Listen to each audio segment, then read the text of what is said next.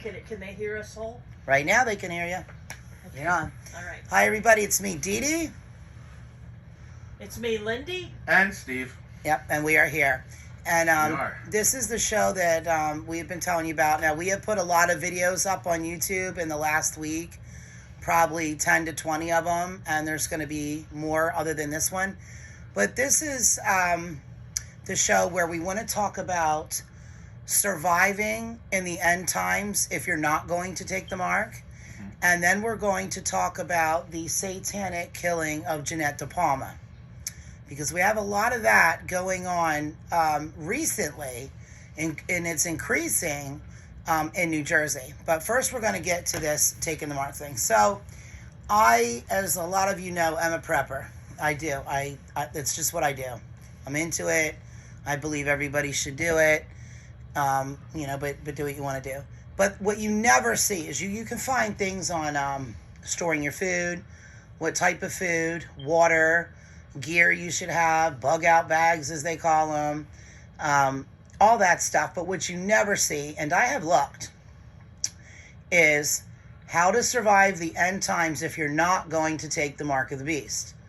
Now, it's very important, because for those of you that know what that means, if your church is actually teaching it, because a lot of them are afraid to, because they're afraid you won't go, it means if you do not take the mark of the beast, if you do not deny Christ, you will not be able to buy or sell. Now, some people are like, oh, well, I'll grow my own food, I'm going to do this, some of that, but this goes a lot deeper than that. For example,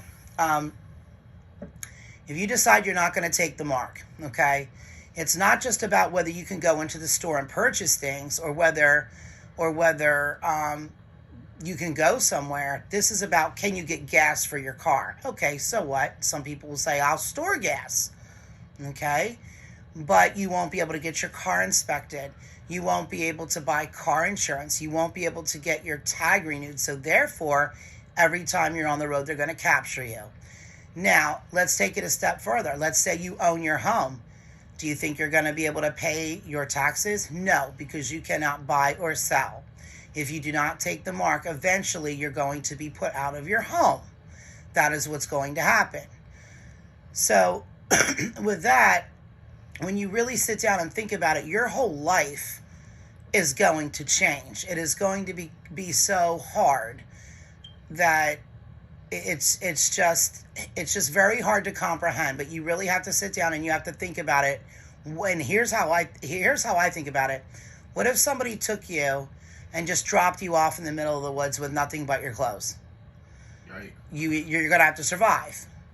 You have no money. There's no stores around. There's no nothing, because that's really how it's going to be. Now, the closest that I have come to finding anything about how to survive during that time are websites that tell you, oh, you're just going to die. That's what they say. You can Google it for yourself. You're going to die. That's it. Give up. You're dying. Or you're going to be beheaded, or you're going to be shoved into a camp somewhere. Or for the people that believe in the rapture, they say you're not going to be here anyway. Now, I don't know about that. I don't know how that goes. I have no idea.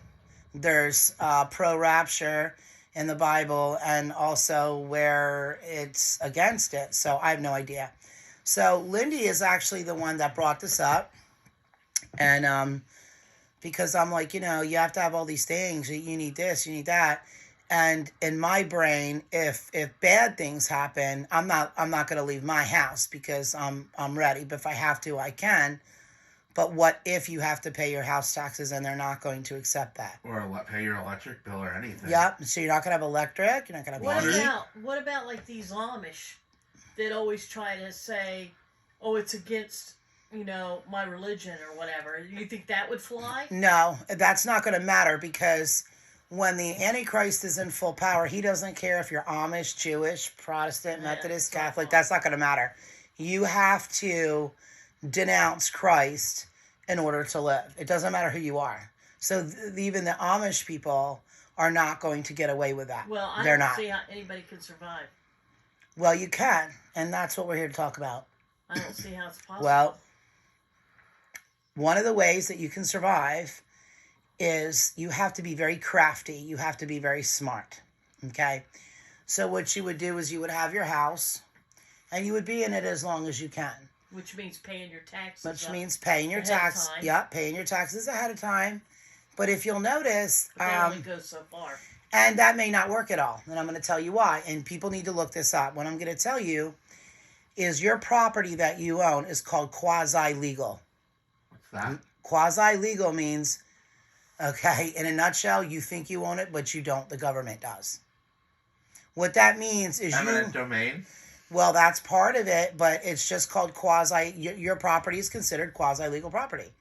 In other words, the government can come take it anytime they want to. It's true. Whether your taxes are paid or not. And it doesn't even have to deal or have anything to do with eminent domain. Is that kind of what they were doing during the Depression, isn't it? I don't know. I would have to look that up, to be honest with you. I'd have to look it up. But a way around this is, one, is to have that special bug out bag and water filtration, little water filtrations with the filters, food, seeds, and you're going to have to go deep into the woods. What's a bug out or, bag? as God talks about, on a bug out bag. You don't know what that is for real? Well, maybe they don't know. Oh, do you know? It captures the bugs, right? Are you serious? Like one of those Japanese beetle bags. Okay. Oh my No. God. Oh, well, no. if I don't know, somebody else out there doesn't know. Well, that's true. Okay. So, all right. So I'm learning something tonight. I'm gonna take you through what you should do. What you should do is everybody should find themselves some woods that, is not going through all the time, or even if it is, but you can have time out there alone. And to start building yourself a sandbag underground bunker that you can get to and cover up with leaves and trees. Yes. Would be the best way to go. Yeah, because for one, insulation. And blend in with nature. Insulation from the cold and from the cold and the heat. People aren't going to see you. The other thing that you can do is, if you live in a decent area where, say you have a house kind of in the middle of nowhere, they're going to take the house from you, but you could build that bunker in the ground in your own backyard. You just never go in and out of it when anybody can see you, and you make sure it's covered and you make sure it looks natural to the area. Kind of like the way the Vietnamese during the Vietnam War used the land as, set up traps. They set up... And that's what you're going to have to do. That's what you're going to have to do. You didn't even know you were stepping on anything. I mean, it all looked natural. But here's the key to that, though. Start now. Start now. Start it now. Because you have to. You can't go and buy. Now, another way you could do it is you could buy a piece of property that has acres and acres of woods on it. And have your house on it. And you have your house on it. Would be to build yourself in the earth, underground, and build it to where you could get to the river. You got to have water too. That's why I'm saying start now, because to the river. I believe we only have 4 to 4.5 years left. This is something everybody can accomplish in that time. This doesn't matter if you're rich or poor.